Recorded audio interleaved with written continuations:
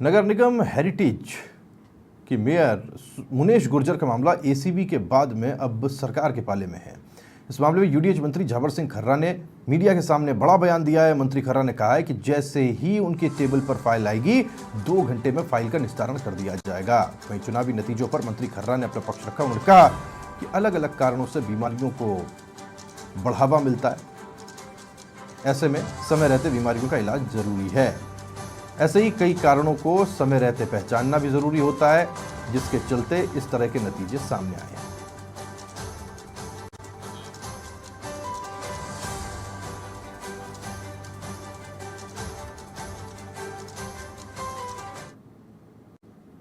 जो मैंने आपसे एक निवेदन कर दिया, पत्रावली जैसे ही मेरी टेबल पे आएगी, जिस रूप में आएगी, उस पर सकारात्मक निर्णय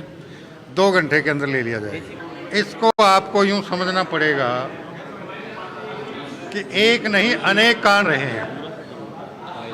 व्यक्ति को सामान्य सर्दी जुकाम होता है और समय रहते अगर उसका इलाज नहीं हो तो वो बुखार बनता है, बुखार से निमोनिया बनता है और निमोनिया से टाइफाइड बनता है। फिर उसके बाद एक के बाद कई अंग खराब होते चले जाते हैं। इसी तरह से हमारे एक नहीं बहुत से कारण थे जिनको हम समय पर विपक्ष द्वारा जो भ्रम फैलाया गया आम मतदाता के बीच, उस भ्रम को दूर नहीं कर पाए और उसकी वजह से ये सारा परिणाम आया। और खबर पर ज्यादा जानकारी के साथ में लीलाधर कुमावत समाचार प्लस संवाददाता हमारे साथ जुड़ गए। जानकारी उनसे लेते हैं। लीलाधर, आज झावर सिंह खर्रा का जो बयान आया है वो महत्वपूर्ण है और खासतौर पर मुनीश गुर्जर के ताल्लुक में अगर बात की जाती है तो मुश्किलें बढ़ने वाली हैं। साफ तौर पर उन्हें कह दिया गया है कि भाई 2 घंटे के अंदर जैसे ही फाइल उनकी टेबल पर आएगी इसका निस्तारण कर दिया जाएगा और जो सकारात्मक फैसला लेना है वो ले लिया जाएगा। मुनीश गुर्जर इस वक्त अकेली पड़ती दिख रही हैं और जो कार्रवाई है वो होना सुनिश्चित हो गया। जी बिल्कुल राहुल, आपने बिल्कुल सही कहा। जयपुर नगर निगम हेरिटेज के जो महापौर है मुनीश गुर्जर के जो संकट के बादल है, न तो पूर्ववर्ती कांग्रेस सरकार में हल हो पाए थे और न भारतीय जनता पार्टी की सरकार में हो पा रहे। जहां तक पहले कोर्ट के आदेशों के अनुसार उनको पहले महापौर के पोस्ट पर वापस बैठा दिया गया था, परंतु अब वापस लग रहा है क्योंकि एसीबी को जो सबूत मिले, एसीबी को सबूत मिलने के बाद जो बात करें मुनीश गुर्जर का मामला सरकार के पाले में चलेगी। कहने का मतलब है कि अब सरकार जो निर्णय करेगी वो करेगी। परंतु जिस प्रकार से जो यूडीएच मंत्री झावर खर्रा ने जो बयान दिया है उससे लगता है कि अब ये संकट हटने वाले नहीं है, क्योंकि उन्होंने कहा कि जैसे ये फाइल मेरे टेबल पे आएगी मैं 2 घंटे में निस्तारण कर दूंगा। इसका मतलब है कि कहीं ना कहीं जो सरकार ने मानक बना लिया है और सरकार जो कार्रवाई करनी चाहिए उसको देखते हुए लग रहा है कि कहीं ना कहीं अब मुनीश गुर्जर पर संकट आ सकता है और जहां तक एसीबी की ओर से कार्रवाई की जाएगी उसके तहत जो महापौर का पद भी जा सकता है, वो पद तो जाएगा, साथ ही उनको जेल भी हो सकती है। जी राहुल, और ये वो बताता भी लीलाधर, अगर सरकार इस बात को क्लेम करती है कि हम भ्रष्टाचार के मामलों को लेकर के जीरो टॉलरेंस लेकर के चलते हैं और नाम चाहे किसी का भी हो और कोई कितना बड़ा भी क्यों ना हो उसके खिलाफ कार्रवाई होनी ही है। और यहाँ तो मुनीश गुर्जर एक ऐसी राजनीतिक परिस्थिति में फंसी हुई हैं जहाँ ना तो कांग्रेस का साथ उनको मिलता है और बीजेपी का तो साथ मिलने से रहा।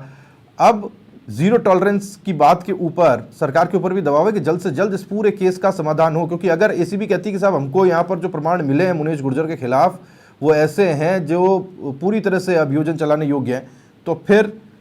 सरकार के ऊपर भी दबाव बनता है कि जल्द से जल्द इसका सुलटारा किया जाए, इसे सुलझाया जाए।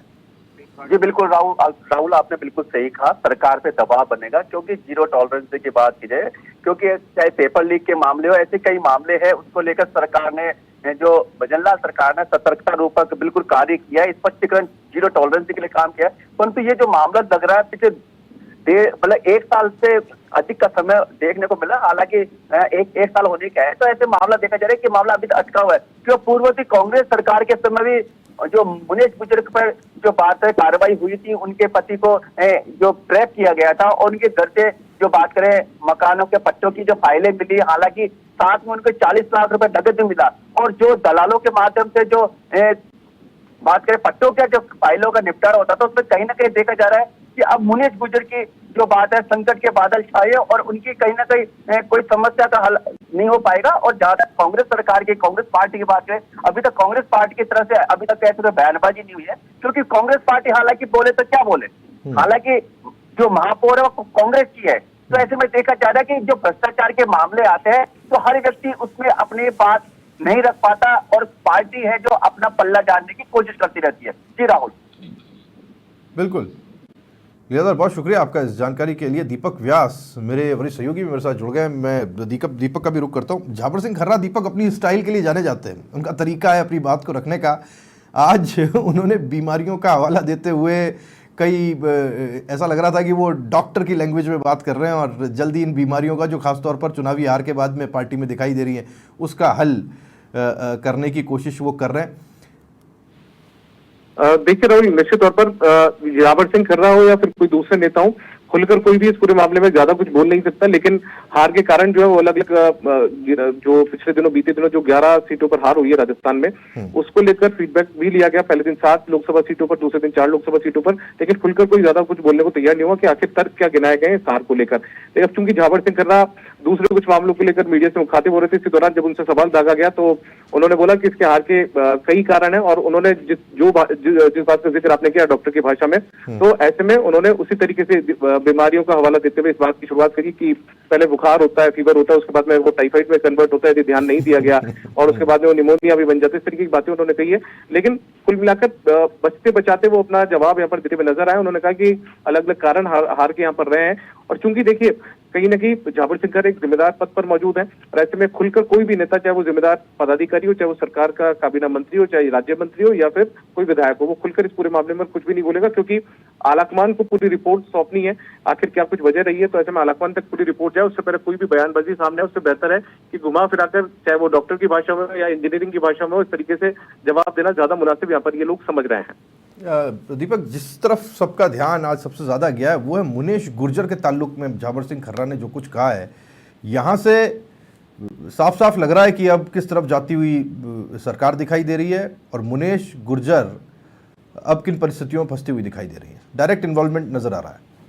देखिए, मुनेश गुर्जर के लिहाज से बात करें तो मुनेश गुर्जर का वक्त तो बहुत ही पहले से मेयर के पद पर रहते हुए भी काफी दिक्कतों के सामने में आ चुकी थी, क्योंकि प्रताप सिंह खचरियावास के वर्चस्व के कारण वो जयपुर की मेयर बनाई गई थी। बाद में प्रताप सिंह खचरियावास से ही उनकी अनबन शुरू हो गई थी, उनके पति की अनबन शुरू हो गई थी। और जब ये पूरा मामला पिछले 4 अगस्त को जब उनके पति को पकड़ा गया था, उनके 2 दलालों के साथ में कुछ रिश्वत देते हुए कुछ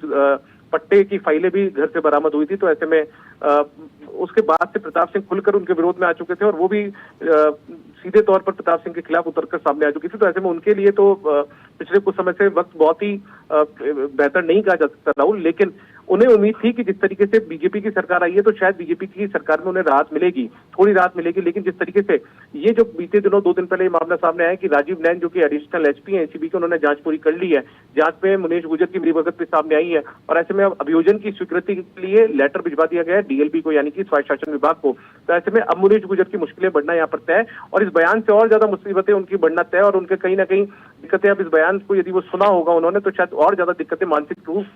तौर पर भी उन्होंने महसूस करना शुरू कर दी होगी। क्योंकि यहाँ पर झाबर सिंह खर्रा जो यूडीएच मंत्री, उन्होंने साफ तौर पर यह कह दिया कि मेरी टेबल पर जैसी फाइल आएगी, क्योंकि मुझे अभी जानकारी फाइल मैंने देखी नहीं है, जैसे मेरी टेबल पर फाइल आएगी 2 घंटे में उसका निस्तारण कर दिया जाएगा। सकारात्मक शब्द का इस्तेमाल भी उन्होंने अपने बयान में किया है। तो ऐसे में मुनीश गुर्जर की निश्चित तौर पर जो मुश्किल है वो बढ़ना तय मानी जा रही है। अब ज्यादा वक्त बचता नहीं है, क्योंकि अभियोजन स्वीकृति यदि यहाँ पर नहीं दी जाती है तो कहीं ना कहीं बीजेपी के अंदर खाने भी इस बात को लेकर सवाल उठेंगे, क्योंकि बीते दिनों आपको याद होगा पिछले 2 से 3 सालों में जयपुर नगर निगम का 2 नगर निगम बनाए गए, तो ऐसे में एक ग्रेटर की मेयर जो मेयर बीजेपी की थी, उनके पति को भी गिरफ्तार कांग्रेस राज के वक्त में किया गया था, वो भी जेल रहकर आए थे। तो ऐसे में अंदर खाने बीजेपी भी इस बात की, बीजेपी के कार्यकर्ता, मूल कार्यकर्ता और पार्षद भी इस बात की डिमांड करेंगे कि आज इनका सरकार नहीं है, तो ऐसे में इन्हें रियायत क्यों दी जाए। धन्यवाद दीपक आपका इस जानकारी के लिए। सहयोगी दीपक हमारे साथ जुड़े और वो पूरी तरीके से इस बात को साफ कर रहे थे और बता रहे थे कि कहाँ अब ये जांच की प्रक्रिया जाती हुई दिखाई दे रही है। अगर सरकार की तरफ से ये बात क्लियर है कि हम ज़ीरो टॉलरेंस की नीति पर काम करेंगे, और ईसीबी की तरफ से जो कुछ उस फाइल के अंदर कहा गया और ये इतने एविडेंटली और जोर देकर के कहा गया है कि मुनीश गुर्जर का सीधा इन्वॉल्वमेंट इस भ्रष्टाचार के मामले में सामने है, ये बात सिर्फ उनके पति तक सीमित नहीं है, तो फिर अब यहाँ से जांच कहाँ जा रही है ये मुश्किल नहीं है समझ पाना। और अभियोजन स्वीकृति मिलने के बाद में फिर मुझे लगता है कि इसमें बहुत तेज़ी के साथ काम होता हुआ दिखाई देगा, क्योंकि झाबर सिंह खर्रा का कहना ये है कि उनकी टेबल पर जैसे ही फाइल आएगी 2 घंटे के भीतर उसका निस्तारण कर दिया जाए।